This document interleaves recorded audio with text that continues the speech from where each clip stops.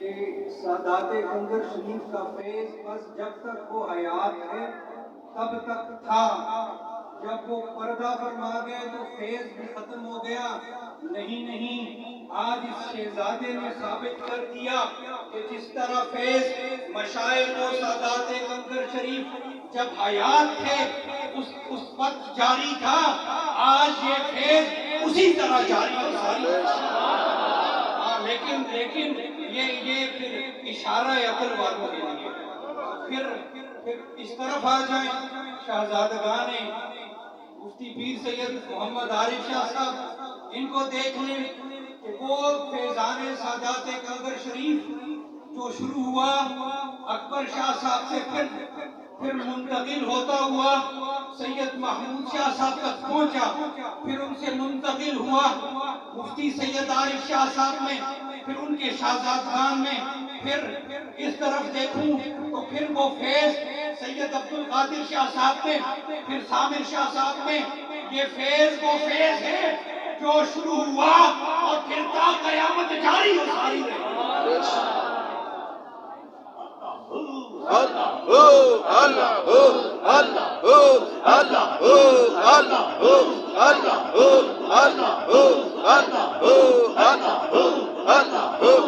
لیکن دوستو فیض ادب والوں کو ملا کرتا ہے، ان کے ادب پہلا کرینہ ہے محبت کے کرینوں میں۔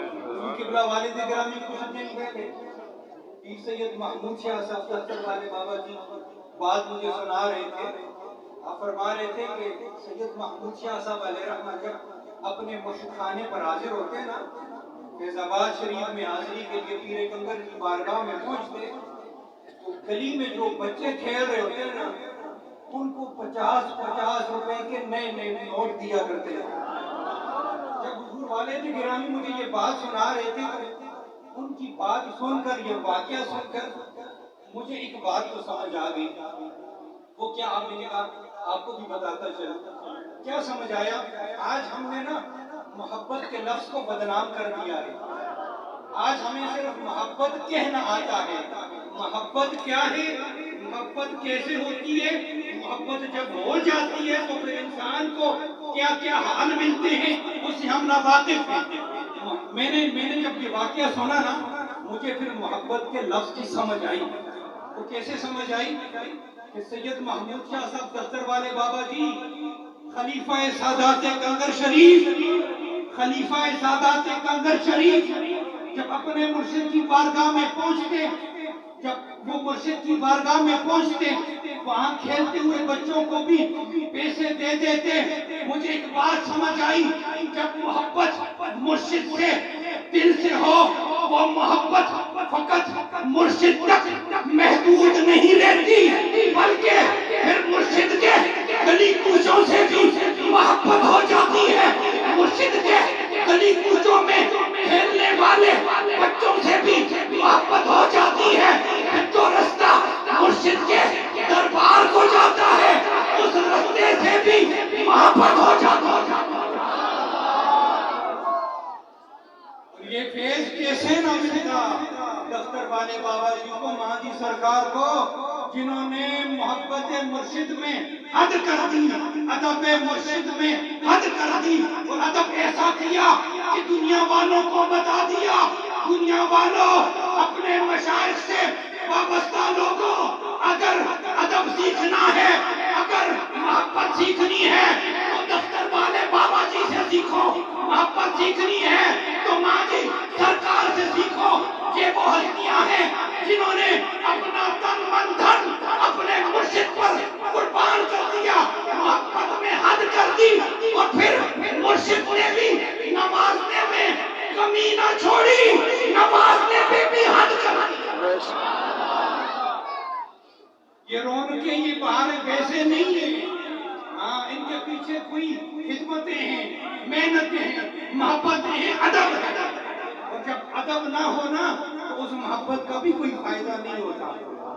جو آیت کریمہ آپ کے سامنے پڑھی، اللہ نے ارشاد فرمایا یا ایھا الذین آمنوا اتقوا اللہ وکونوا مع الصادقین، اے ایمان والو اللہ سے ڈرو، تقوی اختیار کرو اور سچوں کے ساتھ ہو جاؤ۔ ایمان اور تقوی کا ذکر ہے۔ تقوی کس کو کہتے ہیں؟ اللہ سے ڈرنے کو کہتے ہیں۔ تقوی کی تعریف میں اگر ایک لفظ میں بیان کرنا چاہوں جو مفسرین کرام نے بیان فرمائیے تو یہ ہے، تقوی اسے کہتے ہیں جہاں اللہ نے بندے کو غیر حاضر رہنے کا حکم دیا وہاں اسے وہ حاضر نہ ہو، اور جہاں اسے حاضر رہنے کا حکم دیا وہاں اسے غیر حاضر، اسے تقوی کہتے ہیں۔ تقوی کا ذکر ہے، ایمان کا ذکر ہے۔ پھر فرمایا سچوں کے ساتھ ہو جاؤ۔ دیکھنے میں دو مختلف ٹاپکس، دو مختلف عنوانات ہیں، لیکن ان دو ٹاپکس کو اللہ نے ساتھ جوڑ کر ذکر فرمایا۔ وجہ کیا ہے؟ اللہ فرماتا ہے یا ایھا الذین آمنوا اتقوا اللہ وکونوا مع الصادقین۔ ایمان اور تقوی کا ذکر ہے۔ اگر کوئی بندہ صاحب ایمان ہے اور ساتھ صاحب تقوی ہے، اس کی بخشش کے لیے یہ دو چیزیں بہت ہیں، کافی ہیں۔ اس کی بخشش کے لیے یہ دو چیزیں کافی ہیں، لیکن فرمایا سچوں کے ساتھ ہو جاؤ۔ اس کی سمجھ نہیں آئی دوستو، جس طرح تم دنیا کا مال جمع کرتے ہو، دنیا کا خزانہ اکٹھا کرتے ہو، فقط مال جمع کر لینا بڑی بات نہیں ہوتی، دولت جمع کر لینا بڑی بات نہیں ہوتی، خزانہ اکٹھا کر لینا بڑی بات نہیں ہوتی۔ کہ تم دنیا کا خزانہ جمع کرتے ہو کہ دنیا میں رہ جائے گا، آخرت میں کام نہیں آئے گا۔ تو آخرت کا خزانہ ہے، وہ تقویٰ ہے، وہ ایمان ہے کہ تمہارے قبر میں بھی جائے گا، حشر میں بھی تمہاری کام آئے گا۔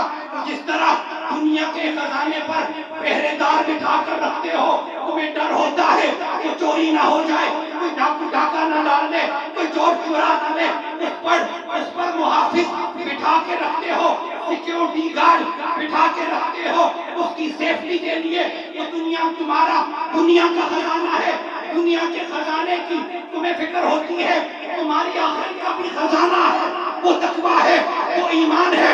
اس پر بھی سیکیورٹی گارڈ کی ضرورت ہے، اس کی بھی حفاظت کی ضرورت ہے، اس کے چھن جانے کا بھی خطرہ ہے، اس کے چور بھی بیٹھے ہوئے ہیں، ڈاکو بیٹھے ہوئے ہیں۔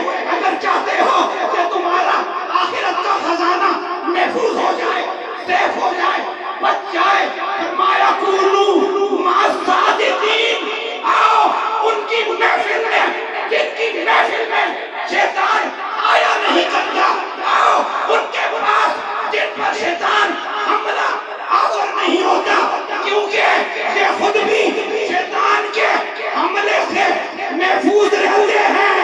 جو ان کے پاس آ جاتا ہے وہ بھی اس حملے سے بچ جاتا ہے۔ سبحان اللہ، اللہ اکبر، اللہ اللہ اللہ اللہ اللہ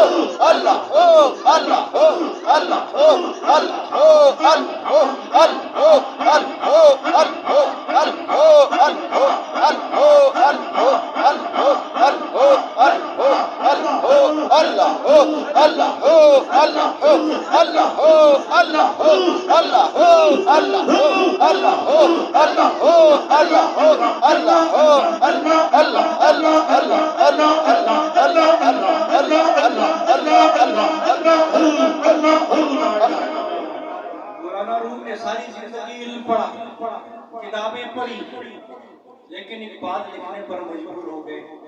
کیا لکھا؟ یک زمانہ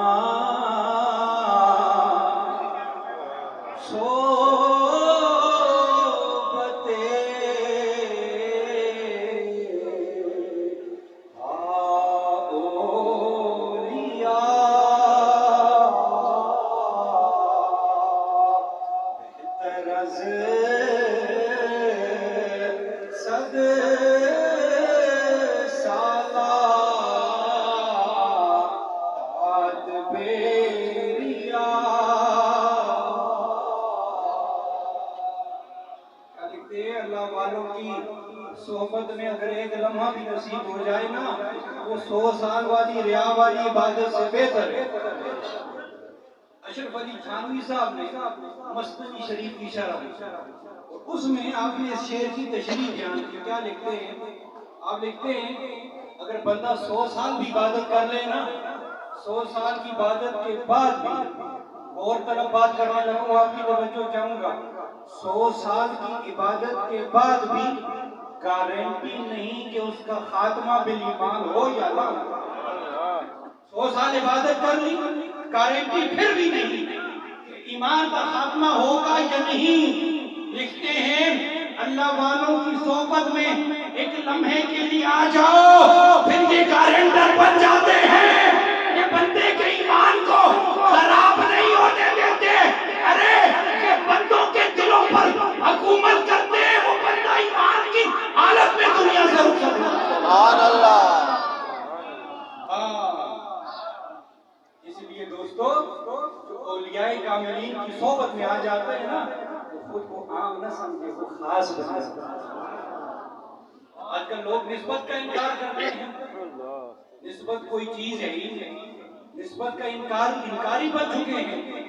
اگر نسبت کوئی چیز نہ ہوتی نا تو اللہ کبھی قرآن میں نسبتوں کا ذکر نہ کرتا۔ پڑھیں سورہ یوسف آیت نمبر 39 and 34، 93 and 94، 93 and 94 سورہ یوسف پڑھیں۔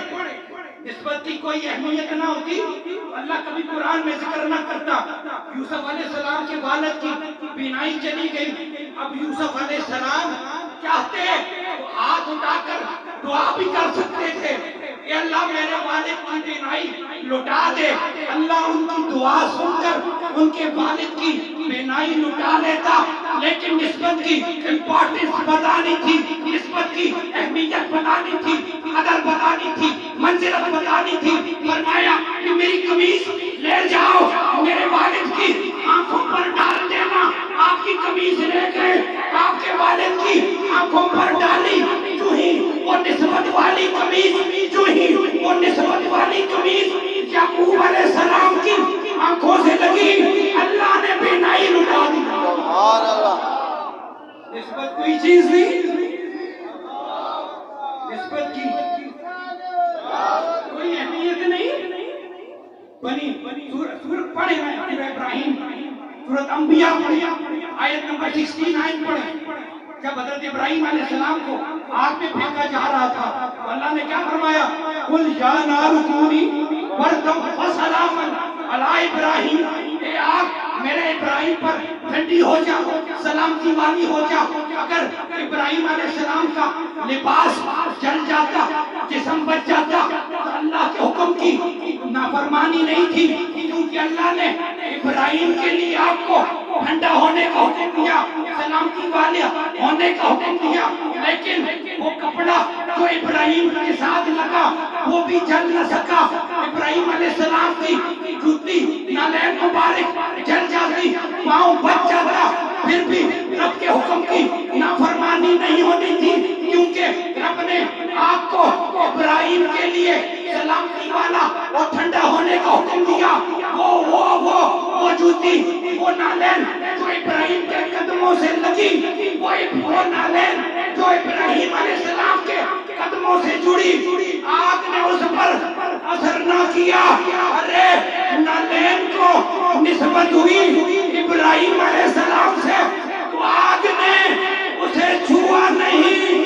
ہم غلام ابراہیم کے امام سے نسبت قائم کر لے، ہمارا کیا حال ہوگا؟ سبحان اللہ۔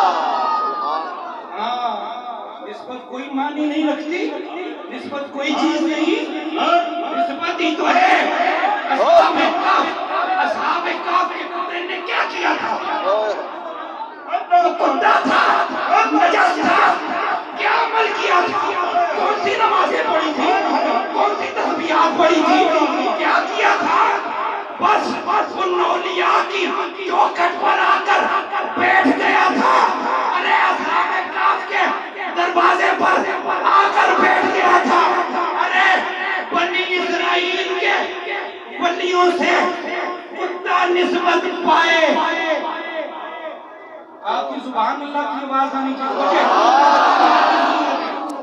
سبحان اللہ کی آواز آئے۔ سبحان اللہ۔ لنگر سب کو ملے گا، سبحان اللہ بولے۔ سبحان اللہ۔ بنی اسرائیل کے ولیوں سے کتا نسبت پائے پھر بنی اسرائیل کے ولیوں سے کتا نسبت پائے تو کتا جنتی، تو کتا جنتی، تو کتا جنتی۔ ارے امام الانبیاء کی امت کے ولیوں سے ہم نسبت پائے تو ہمارا فائدہ۔ سبحان اللہ۔ جو درے مصطفیٰ کے گدا ہو گئے، دیکھتے دیکھتے کیا سے کیا ہو گئے۔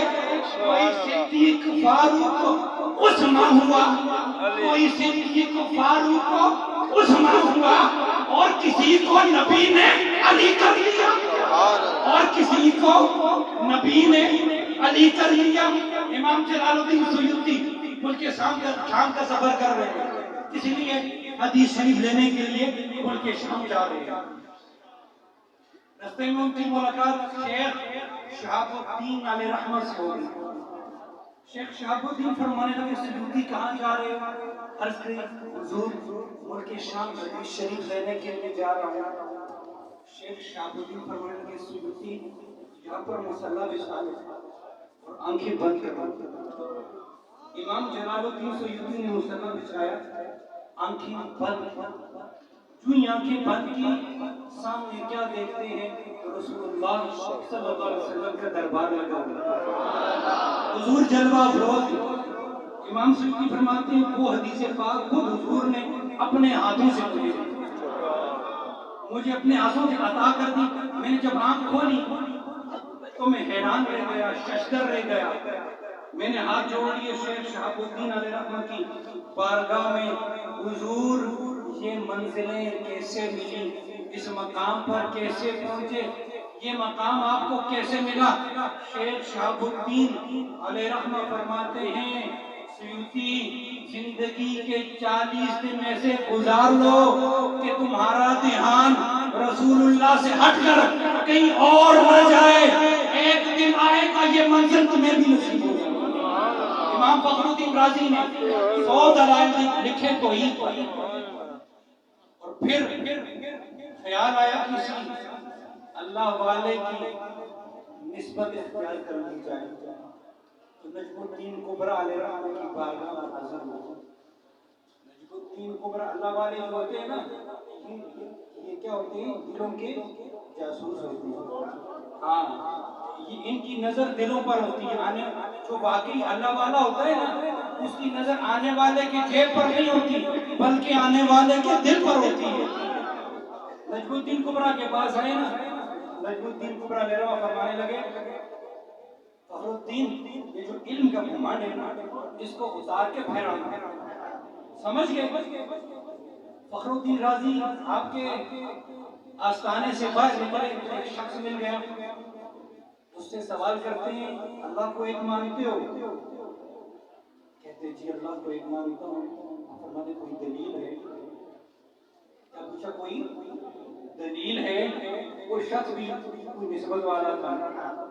جو نسبت والے ہوتے ہیں نا، ایک ایسی کمال کی بات کر دیتے ہیں کہ بندہ سوچ نہیں سکتا، لیکن نسبت کامل ہونی چاہیے، نسبت پکی ہونی چاہیے۔ کہنے لگا اللہ کو ایک مانتا ہوں، فرماتے دلیل۔ کہتے دلیل کی کیا ضرورت، جب رسول اللہ نے کہہ دیا اللہ ایک ہے تو اللہ ایک ہے۔ جب رسول اللہ نے بیان فرما دیا کہ اللہ ایک ہے تو اللہ ایک ہے، دلیل کی کیا ضرورت؟ یہ تو ادھر نجم الدین کبریٰ تو آپ کا مرید کرا رہا ہے، تو نجم الدین کبریٰ کہہ رہے ہیں رازی وہ کہہ دو نا جو ہمارے محل سے نکلتے ہوئے تمہیں اس شخص نے کہا تھا۔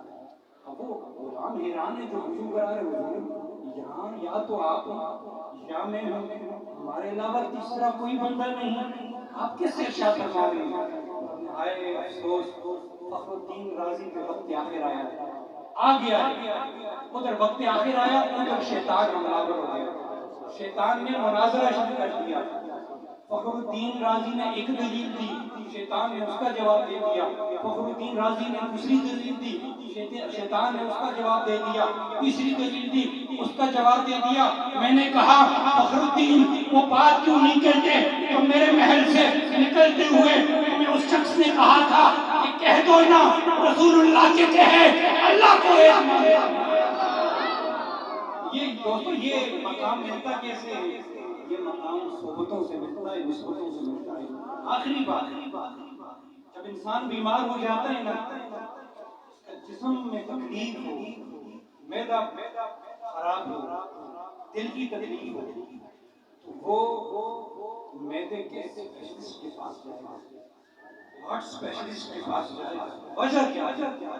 وہ جو اسپیشلسٹ ہے نا، اس نے اسپیشلائزیشن کی ہے، اس فیلڈ کا ماہر ہے، اسے پتا ہے کہ جو معدے میں بیماری ہے اس کی ریزن کیا ہے، کاز کیا ہے، وجہ کیا ہے، کہ بیماری ہوئی کیوں، وجہ کیا ہے، اس کو ڈائگنوز کرے گا، اس کی تشخیص کرے گا، پھر آپ کو دوائیاں دے گا، پرہیز بھی بتائے گا۔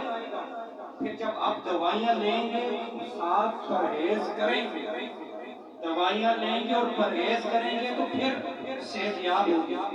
یہ تو بات جسم کی، روح بھی بیمار ہو جاتی ہے، روح کو بھی بیماریاں لگ جاتی ہیں۔ جب روح بیمار ہو جائے نا، روح کی بیماریوں کا علاج میڈیکل ڈاکٹر کے پاس ہے، ان کی ڈاکٹریٹ کی ڈگری وہاں پر فیل ہو جائے۔